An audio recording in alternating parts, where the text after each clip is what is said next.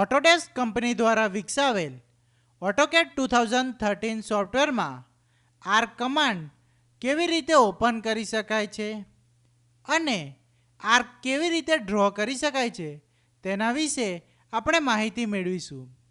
સૌપ્રથમ સ્ટાર્ટ ઉપર ક્લિક કરીશું. ત્યારબાદ પ્રોગ્રામ્સમાં જઈશું. પ્રોગ્રામ્સમાંથી ઓટોડેસ્કમાં જઈશું. ઓટોડેસ્કમાંથી ઓટોકેડ 2013 ઇંગ્લિશમાં જઈશું અને તેમાંથી ઓટોકેડ 2013 ઇંગ્લિશ ઉપર ક્લિક કરીશું. ઓટોકેડ 2013 ઇંગ્લિશ સોફ્ટવેરમાં આર્ક જનરેટ કરવાની જુદી જુદી 11 પદ્ધતિ છે.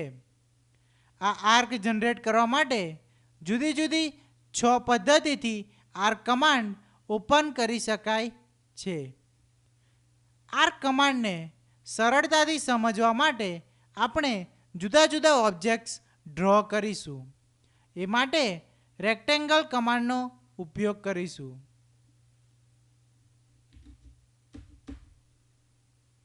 હવે આપણે લાઇન કમાન્ડનો ઉપયોગ કરીશું.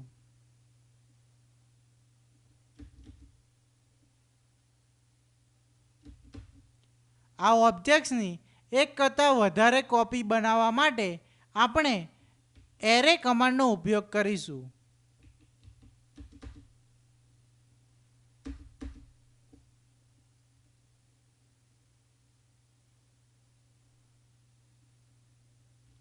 આમ આપણે 15 જેટલા ઓબ્જેક્ટ્સ ડ્રો કરીશું. હવે આપણે આર્ક ડ્રો કરવાની મેથડ વિશે માહિતી મેળવીશું. પહેલી રીત કે જેમાં મેનુ બારનો ઉપયોગ કરવામાં આવે છે. મેનુ બારમાં રહેલા ડ્રો મેનુ પર ક્લિક કરવાથી જુદા જુદા ઓપ્શન ઓપન થશે, જેમાંથી આપણે આર્ક ઉપર ક્લિક કરીશું. આર્ક ઉપર ક્લિક કરવાથી જુદા જુદા ઓપ્શન ઓપન થશે, જેમ કે 3 points, start centre and, start centre angle, start centre length, start and angle, start and direction, start and radius, centre start and, centre start angle, centre start length અને continue. આ જુદી જુદી 11 રીતે આપણે arc draw કરી શકીએ છીએ, જેમાંથી આપણે પહેલી રીત વિશે માહિતી મેળવીશું. 3 પોઈન્ટ્સ ઓપ્શન ઉપર ક્લિક કરીશું. કમાન્ડ વિન્ડોમાં દર્શાવ્યા પ્રમાણે આર્ક ડ્રો કરવા માટે સ્ટાર્ટ પોઈન્ટના યામ દર્શાવવાના રહેશે. ધારો કે આપણે પહેલા પોઈન્ટના યામ આપીશું 5,5, જેથી પહેલું પોઈન્ટ સ્પેસિફાઈ થઈ જશે. હવે આપણે બીજા પોઈન્ટના યામ દર્શાવીશું.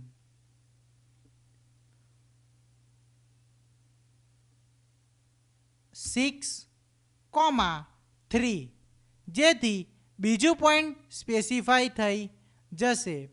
હવે આપણે ત્રીજા પોઈન્ટના યામ દર્શાવીશું 2,8, જેથી આર્ક જનરેટ થઈ જશે.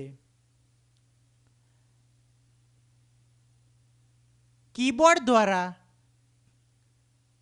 કોઓર્ડિનેટ્સ આપવામાં તકલીફ પડે છે.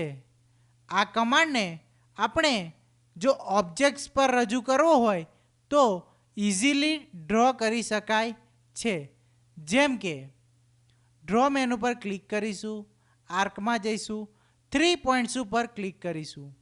હવે આપણે જો ઓબ્જેક્ટ્સ પહેલેથી ડ્રો કરેલો હોય તો તેમાં ફક્ત 3 પોઈન્ટ સિલેક્ટ કરવાના હોય છે, જેથી 3 પોઈન્ટ સિલેક્ટ કરવાથી એ ત્રણેય પોઈન્ટમાંથી પસાર થતો આર્ક જનરેટ થશે. તો આમ આપણે પહેલી રીતે આર્ક ડ્રો કરી શકાય છે. હવે આપણે બીજી રીત વિશે માહિતી મેળવીશું. ડ્રો મેનુ પર ક્લિક કરીશું, આર્કમાં જઈશું, સ્ટાર્ટ સેન્ટર એન્ડ ઉપર ક્લિક કરીશું. સ્ટાર્ટ પોઈન્ટ આપીશું, સેન્ટર પોઈન્ટ આપીશું, ત્યારબાદ એન્ડ પોઈન્ટ ઉપર ક્લિક કરીશું, જેથી આર્ક ડ્રો થઈ જશે. હવે આપણે ત્રીજી રીતે આર્ક ડ્રો કરતા શીખીશું. ડ્રો ઉપર ક્લિક કરીશું, આર્કમાં જઈશું, ત્યારબાદ સ્ટાર્ટ સેન્ટર એંગલ ઉપર ક્લિક કરીશું. સ્ટાર્ટ પર ક્લિક કરીશું, સેન્ટર પર ક્લિક કરીશું, ત્યારબાદ એંગલના માપ આપવાના રહેશે. ધ્યાનમાં રાખવું કે 360નો એંગલ આપવાથી તે પોઈન્ટમાં કન્વર્ટ થઈ જશે, એટલે 360નો એંગલ આપવો નહીં. હંમેશા 360 ડિગ્રી કરતાં ઓછું માપ આપવું. અહીં આપણે 300 ડિગ્રીનું માપ આપીને એન્ટર આપીશું, જેથી 300 ડિગ્રીનું આર્ક જનરેટ થશે. હવે આપણે ચોથી રીતે આર્ક ડ્રો કરતા શીખીશું. ડ્રો મેનુ પર ક્લિક કરીશું, આર્કમાં જઈશું, સ્ટાર્ટ સેન્ટર લેન્થ ઉપર ક્લિક કરીશું, સ્ટાર્ટ ઉપર ક્લિક કરીશું, સેન્ટર ઉપર ક્લિક કરીશું. હવે કમાન્ડ વિન્ડોમાં દર્શાવ્યા પ્રમાણે આપણે લેન્થના માપ આપવાના રહેશે, પરંતુ આપણે સ્ક્રીનમાં જોઈ શકાય છે કે મેક્સિમમ 10ની સાઇઝનો આર્ક જનરેટ થઈ શકશે. આવું કેમ થયું? એનું કારણ એ જ છે કે સ્ટાર્ટ પોઈન્ટ અને સેન્ટર પોઈન્ટ વચ્ચે 5નું માપ આપેલું છે. જો સ્ટાર્ટ અને સેન્ટર વચ્ચે વધારે માપ આપવામાં આવે તો મોટો આર્ક ડ્રો કરી શકાય છે. આ રીતમાં અત્યારે આપણે 8નું માપ આપીશું, ત્યારબાદ એન્ટર પ્રેસ કરીશું, જેથી 8ના માપનો આર્ક જનરેટ થશે. હવે આપણે 5મી રીતે આર્ક ડ્રો કરતા શીખીશું. ડ્રો મેનુ પર ક્લિક કરીશું, આર્કમાં જઈશું, ત્યારબાદ સ્ટાર્ટ એન્ડ એંગલ ઉપર ક્લિક કરીશું, જેમાં સ્ટાર્ટ પોઈન્ટ, એન્ડ પોઈન્ટ આપ્યા બાદ એંગલનું માપ આપવામાં આવે છે. ધારો કે અહીંયા 180 ડિગ્રીનો એંગલ આપીશું, જેથી 180 ડિગ્રીનો એંગલ આપ્યા બાદ 180 ડિગ્રીનો આર્ક જનરેટ થઈ જશે. હવે આપણે છઠ્ઠી રીતે આર્ક ડ્રો કરતા શીખીશું. ડ્રો મેનુ પર ક્લિક કરીશું, આર્કમાં જઈશું, સ્ટાર્ટ એન્ડ ડિરેક્શન ઉપર ક્લિક કરીશું, સ્ટાર્ટ પોઈન્ટ આપીશું, એન્ડ પોઈન્ટ આપીશું, ત્યારબાદ જે ડિરેક્શનમાં આર્ક ડ્રો કરવો હોય તે ડિરેક્શન કર્સરની મદદથી સિલેક્ટ કરવી.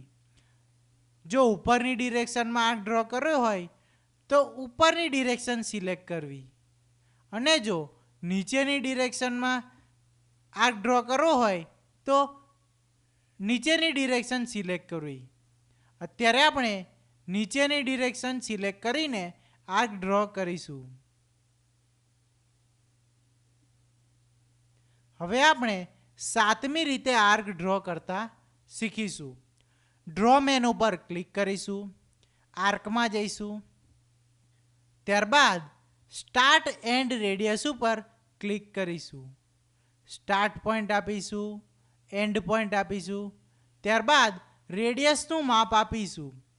રેડિયસનું માપ ધારો કે 20 આપીશું, જેથી 20ની રેડિયસનો આર્ક જનરેટ થશે. હવે આપણે 8મી રીતે આર્ક ડ્રો કરતા શીખીશું. ડ્રો મેનુ પર ક્લિક કરીશું, આર્કમાં જઈશું, ત્યારબાદ સેન્ટર સ્ટાર્ટ એન્ડ ઉપર ક્લિક કરીશું. અહીંયા સેન્ટર પોઈન્ટ પહેલાં સિલેક્ટ કરવામાં આવે છે, ત્યારબાદ સ્ટાર્ટ પોઈન્ટ સિલેક્ટ કરવામાં આવે છે, ત્યારબાદ એન્ડ પોઈન્ટ સિલેક્ટ કરવામાં આવે છે, જેથી આર્ક ડ્રો થઈ જશે. હવે આપણે નવમી રીતે આર્ક ડ્રો કરતા શીખીશું. ડ્રો મેનુ પર ક્લિક કરીશું, આર્કમાં જઈશું, ત્યારબાદ સેન્ટર સ્ટાર્ટ એંગલ ઉપર ક્લિક કરીશું. સેન્ટર આપીશું, સ્ટાર્ટ પોઈન્ટ આપીશું, ત્યારબાદ એંગલ આપીશું. ધારો કે આપણે 45 ડિગ્રીનો એંગલ આપીશું, ત્યારબાદ એન્ટર પ્રેસ કરીશું, જેથી 45 ડિગ્રીના એંગલ ઉપર આર્ક જનરેટ થઈ જશે. હવે આપણે 10મી રીતે આર્ક ડ્રો કરતા શીખીશું. ડ્રો મેનુ પર ક્લિક કરીશું, આર્કમાં જઈશું, ત્યારબાદ સેન્ટર સ્ટાર્ટ લેન્થ ઉપર ક્લિક કરીશું. સેન્ટર ક્લિક કરીશું, સ્ટાર્ટ ક્લિક કરીશું, ત્યારબાદ જે લેન્થનો આર્ક જોઈતો હોય એટલી લેન્થનો માપ આપવાનું રહેશે. ધારો કે આપણે 9.56 એન્ટર કરીશું, જેથી આ આર્ક 9.56 માપનો જનરેટ થશે. હવે આપણે 11મી રીતે આર્ક ડ્રો કરતા શીખીશું. પરંતુ આ રીતમાં જે છેલ્લે કમાન્ડ ચાલુ હતો ત્યાં એના એન્ડ પોઈન્ટને હવે ડ્રો કરવામાં આવેલો આર્ક સ્ટાર્ટ પોઈન્ટ તરીકે સિલેક્ટ કરશે. આ મેથડને આપણે ડ્રો મેનુ પર ક્લિક કરીશું, આર્કમાં જઈશું, ત્યારબાદ કન્ટિન્યુ પર ક્લિક કરીશું. સ્ક્રીનમાં નજરે પડે છે કે 10મી રીતે ડ્રો કરેલા આર્કનો એન્ડ પોઈન્ટ એ 11મી રીતે ડ્રો કરવામાં આવેલ આર્કનો સ્ટાર્ટ પોઈન્ટ નજરે પડે છે. તો આમ જ્યારે કોઈપણ કમાન્ડ કન્ટિન્યુ હોય અને જ્યારે આર્ક ડ્રો કરવો હોય ત્યારે આ રીતે આર્ક ડ્રો થઈ શકે છે, જેમાં આપણે એન્ડ પોઈન્ટ દર્શાવવાનો હોય છે. ધારો કે હું એન્ડ પોઈન્ટ ક્લિક કરું છું. તો આમ આપણે કન્ટિન્યુ ઓપ્શનની મદદથી આર્ક ડ્રો કરી શકીએ છીએ. હવે આપણે બીજી રીતે આર્ક કમાન્ડ ઓપન કરતા શીખીશું, જેમાં રિબન ટેબનો ઉપયોગ કરવામાં આવે છે. રિબન ટેબમાં રહેલા હોમ મેનુ પર ક્લિક કરીશું, ત્યારબાદ ડ્રો પેનલમાંથી આર્ક ઓપ્શન પર ક્લિક કરીશું, ત્યારબાદ 3 પોઈન્ટ્સ મેથડથી આર્ક જનરેટ કરીશું. તો આમ આપણે બીજી રીતે આર્ક કમાન્ડ ઓપન કરીને આર્ક ડ્રો કરી શકીએ છીએ. હવે આપણે ત્રીજી રીતે આર્ક કમાન્ડ ઓપન કરતા શીખીશું. એ માટે રિબન ટેબમાં રહેલા વ્યૂ મેનુ પર ક્લિક કરીશું, ત્યારબાદ પેલેટ્સ પેનલમાં રહેલા ટૂલ પેલેટ્સ નામના ઓપ્શન ઉપર ક્લિક કરીશું, જેથી એક વિન્ડો ઓપન થશે, જેમાં civil, structure, hatch, tables, draw, ladders, modify વગેરે જેવા ઓપ્શન હશે. તેમાંથી આપણે ડ્રો ઉપર ક્લિક કરીશું, ત્યારબાદ આર્ક ઉપર ક્લિક કરીશું. હવે આપણે 3 પોઈન્ટ્સ મેથડથી આર્ક જનરેટ કરીશું. આર્ક જનરેટ થયા બાદ આપણે ટૂલ પેલેટ્સ વિન્ડોને ક્લોઝ કરીશું. તો આમ આપણે 3 રીતે આર્ક કમાન્ડ ઓપન કરતા શીખ્યા. હવે આપણે ચોથી રીતે આર્ક કમાન્ડ ઓપન કરતા શીખીશું, જેમાં ટૂલ બાર્સનો ઉપયોગ કરવામાં આવે છે. ટૂલ બાર્સનું છઠ્ઠું ઓપ્શન આર્ક ઉપર ક્લિક કરીશું, ત્યારબાદ 3 પોઈન્ટ સિલેક્ટ કરીને આર્ક જનરેટ કરીશું. હવે આપણે પાંચમી અને છઠ્ઠી રીતે આર્ક કમાન્ડ ઓપન કરતા શીખીશું, જેમાં કમાન્ડ વિન્ડોનો ઉપયોગ કરવામાં આવે છે. કમાન્ડ વિન્ડોમાં આર્ક ટાઈપ કર્યા બાદ એન્ટર પ્રેસ કરવું, જેથી આર્ક કમાન્ડ ઓપન થઈ જશે અને આપણે 3 પોઈન્ટ સિલેક્ટ કરીને આર્ક જનરેટ કરી શકીશું.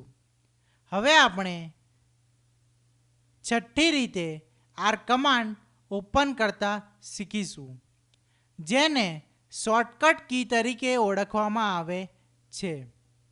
એ માટે કમાન્ડ વિન્ડોમાં ફક્ત એ ટાઈપ કરીને એન્ટર પ્રેસ કરવું, જેથી આર્ક કમાન્ડ ઓપન થઈ જશે. ફરીથી 3 પોઈન્ટ્સની મદદથી આપણે આર્ક જનરેટ કરી શકીએ છીએ. તો આમ આપણે જુદી જુદી રીતે આર્ક ડ્રો કરતા શીખ્યા. આર્ક ડ્રો કરવાની જુદી જુદી 11 પદ્ધતિ છે અને આર્ક કમાન્ડ ઓપન કરવાની જુદી જુદી 6 પદ્ધતિ છે. હવે આપણે વિન્ડો ક્લોઝ કરીશું.